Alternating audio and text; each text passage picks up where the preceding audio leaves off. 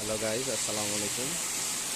দেখুন, আজকে রাজশাহী মহিলা কলেজের সামনে বৃষ্টিতে ফেসে গেছি। সেই বৃষ্টির তেজ দেখেন, এখানে ড্রেন ভর্তি পানি জমে গেল রাস্তাতে।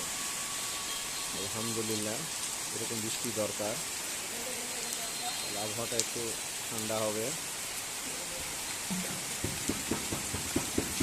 চারি সাইডে দেখাচ্ছি, দেখুন মিস্ত্রিরা কাজ করছে।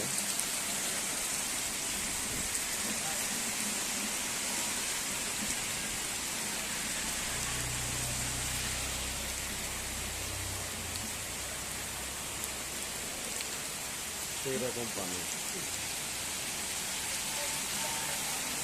মতো চাকা পেঁচি রয়েছে পানিতে। একটা কাজ আছে।